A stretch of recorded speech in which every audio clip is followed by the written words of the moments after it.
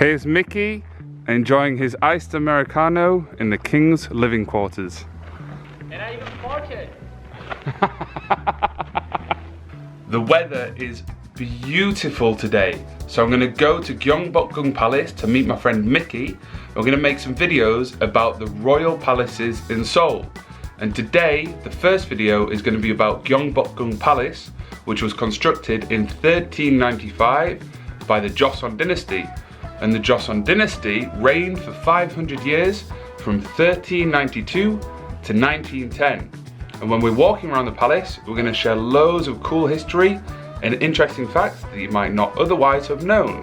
So stay tuned. Hopefully you'll learn something in this video. And if you enjoy it, give it a like. And in the comment section, let me know which is your favorite palace in Seoul. Let's go meet Mickey. Amazing, mate. I loved the video. It was absolutely amazing. Thank you. So I've been doing lots of research for today to tell you all about Gyeongbokgung Palace. Yeah? We're going to go through, learn some history of it and some interesting facts. Okay. But first, let's get a little coffee. Yeah? I need an iced coffee because it's so hot today.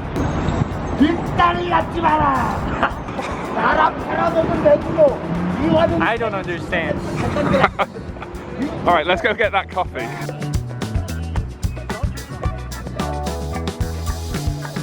Jackie Chan, baby. Jackie Chan? You know Jackie Chan? Yeah, I know Jackie Chan. Yeah. In Korean, Chan means cheers. Sure. And you got that actor, Jackie Chan. So I'll just say Jackie Chan, baby. Jackie Chan. Gyeongbokgung means greatly blessed by heaven. I didn't know that. But before we go into the palace, we need to sing happy birthday. To Me. Is it your birthday today? Yes. Happy birthday. Thank you. 감사합니다. Ah, sorry I didn't know that. It's alright, I haven't told anybody. Wow, happy birthday. Thank you. So today we're going to my favourite place in Seoul, Gyeongbokgung Palace, for my 31st birthday. 31살이에요. 아저씨. 축하해요. 네, 감사합니다. 네. Mickey, before we go in, I've got two things to tell you. If you look up, so normally on the roofs of these, there'll be pictures of dragons. Yeah. And when we go into the palace, you're going to see more dragons, and I'll explain the history about it. Okay. The second thing, if you look behind the palace, that's Bugaksan Mountain. Yeah. And that's where the Hanyang-Dosan mountain fortress wall runs. It used to protect the old capital, Hanyang, during the Joseon dynasty. Oh, I see some of it over there. Yeah, you can just see it in the distance. But unfortunately, Bugaksan you can't go to the very top of, because from there you can see the Blue Palace where the president lives, so it's protected. But the rest of the wall you can go across and it is very beautiful. Do you know how far the wall used to run along the mountains? I don't know. It was 18 kilometers, and now today there's only about 13 kilometers left. The rest has been destroyed, or is like buried underground. And one day we should go for a walk around it because it's beautiful. You get to go over 3 mountains and it goes around the whole of Seoul. That's one of my best things to do when you visit Seoul. If you want to see the nature, go around the mountain fortress wall. Alright, let's go inside. Wow. So detailed. Very impressed. 안녕하세요. 비디오 찍을 수 있어요?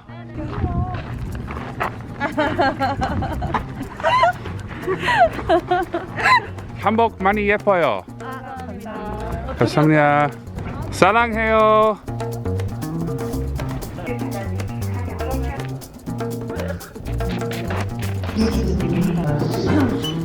감사합니다. Oh no fist bump, okay. First thing, I'm going to teach you some Korean. This central pathway here is where the king would walk. Yeah. And then all his dignitaries, I think that's the right word, like his waiters and servants, would stand here. They'd go like this. Like that. You pronounced it really well, but the tone was too much like foreigner. The Korean way is like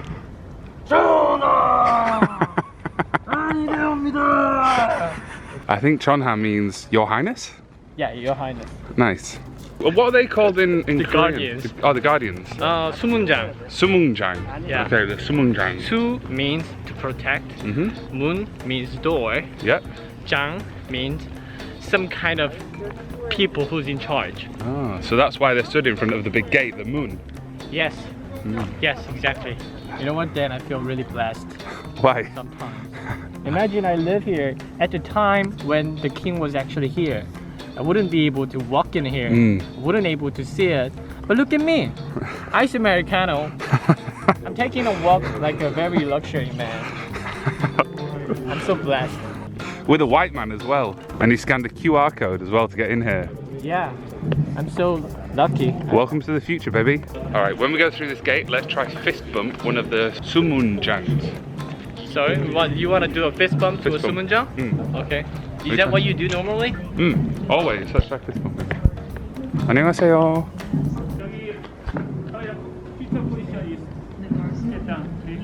Step down?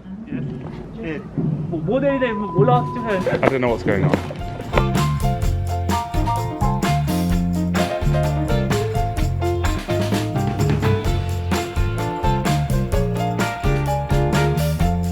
Here you can see the concrete pillars where the people would stand in their order of importantness. So the least important will be here. The most important, like maybe the military commander, will be stood at the front. But nobody could walk on this pathway. This is specifically just for the king. Except me. And now for Mickey Seo with his Ice Americano. So for Seoul people, this is a place they would never visit. Really? Yeah. Just for tourists? Yeah, touristing. Somebody from the province like me. I'm originally from Masan. So when I first come to Seoul, I'll be excited to check this out. Yeah. And whenever there's a visitors from outside Korea, this is also a really lovely place to come together. This is like the #1 tourist spot. Yeah. And normally it's extremely busy, like shoulder to shoulder with people. But today, or well, literally probably for the past year, it's been very quiet because of Corona. So if you are in Korea at the moment and you want to visit Gyeongbokgung, take advantage of how quiet it is because it's really nice and peaceful. That's so true. I feel it's so underrated as a local Korean. Alright, we're going to head up to the main hall now and I'll tell you some really cool history about it. This hall is called the Kunjeonjeon, Yeah. which means large hall maybe? This is a man won bill, 10,000 won. And the picture on here, King Sejong the Great, who's the statue in Gwanghwamun Square, Yeah. and he created Hangul in the year 1443. Yeah. And in 1446, Hangul was made the official language of Korea. And then in 1447, the first thing ever written in Korean is called the Yeongbokgung, and that's here on the back of the Manwon bill. The little green writing behind the part that says Manwon. Didn't know that. And there you can see a picture of the sun and the moon with the mountains. Yeah. And that's the same picture that's in here behind the throne. And in Korean, Yeongbokgung means songs of the dragons flying to heaven. And if you look up inside the palace, you can see 2 golden dragons floating around. I didn't know that. Oh. And that's why normally under the gates, under the moons, like Donwi Moon, Sode Moon, and they've got paintings, there's like those animals that we saw when we first came in, maybe some phoenixes or dragons. I've been here many times. I've never seen those dragons. It's my first time. Just a cool little interesting fact. It's something that you're not going to find on Google. Now we're going to leave the Kunjeonjeon, Yeah. the main hall, and we're going to head to the back where the king and the queen used to live. And then we're also going to walk to the pavilion, which is where the king hosted foreign dignitaries. 하나, 둘, 셋. 숨 참고 하나, 둘, 셋. 감사합니다. 실례합니다. Fist bump 주세요. Oh, 감사합니다. Yeah. Yeah. 사진 잘 했어요. Alright, here we are at the pavilion, and in the winter, this whole lake is frozen over. It looks a lot nicer with all the greenery and the water reflecting the greenery. Yeah. It's beautiful. Yeah. That is called Gyeonghaeru. Gyeonghaeru. Gyeonghaeru, the party place. Ah, okay. So when the yeah. visitors come from China, from other countries that would come. Hey, come on, come upstairs. Play the music. And then they didn't have Bluetooth speaker. So what they did is The little string thing that looks like a Yes. violin. And those nice ladies would be like something like that. I thought the Bluetooth speaker was invented during the Joseon dynasty. So beautiful from the side. There's something that you're not supposed to film right over there. Oh, that's the blue. Oh no, actually, if you go here, Yeah, you can film it from in front, yeah. but you're not allowed to film it from above. Uh, So you can go through a gate there and like take pictures and stuff, and there's lots of secret service along the street with guns and stuff, but from the top of the mountain, and there you are. I don't know why they curved down like that, but it's really unique and I do like it a lot. Also, you know the colours, the 5 colours on the buildings called dancheong? oh. All right, let's go now to the living quarters of the King and the Queen.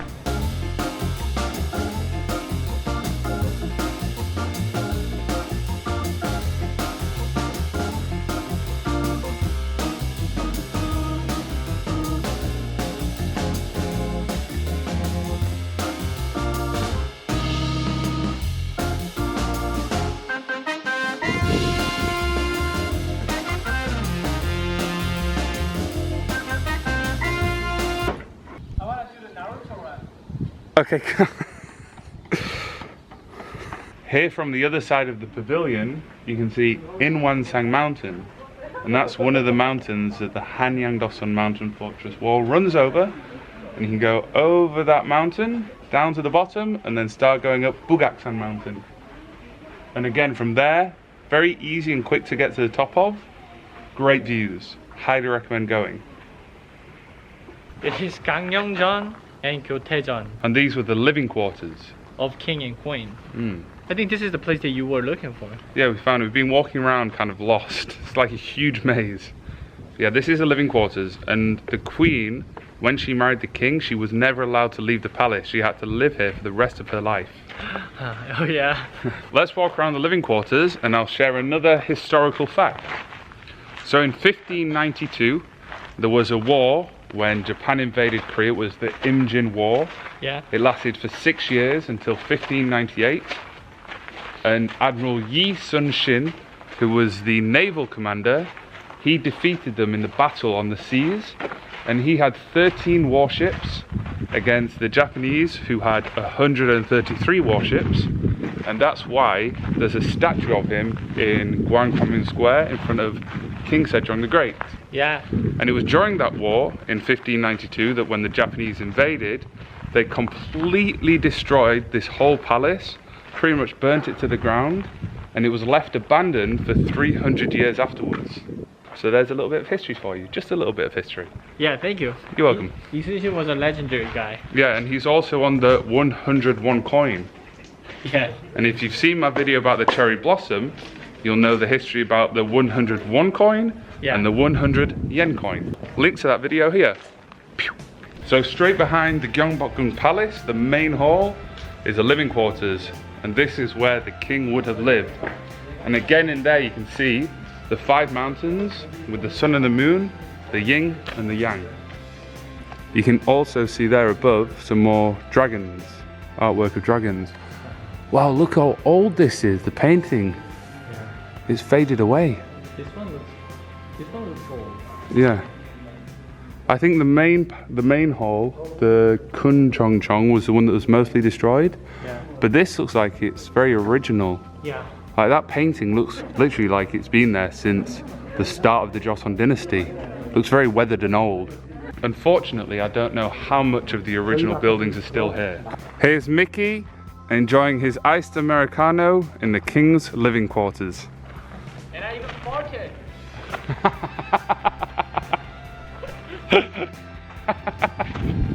I need to have a water break, it's so hot today. Stay hydrated, people, it's important.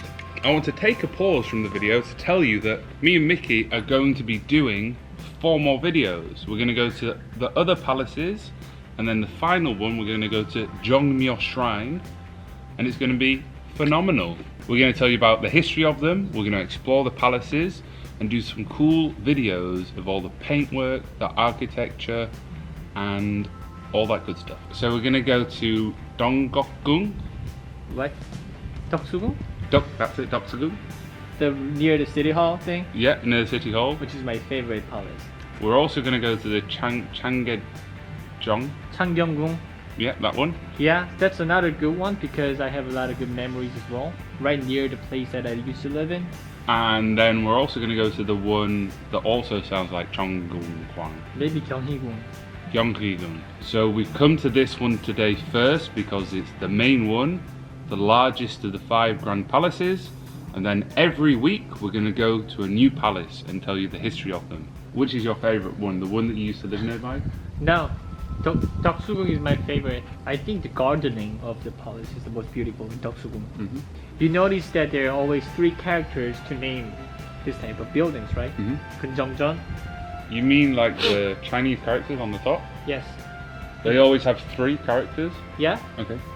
And it ends with Jeon. Mm-hmm. It kind of means the place. There's a good example. You can see the 3 characters. Yeah.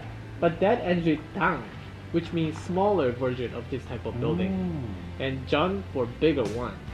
In Doksugung, there's a thing called Seokjojeon. Seokjojeon. Yeah. Seok means stone. Jo means to make. And Jeon is the building.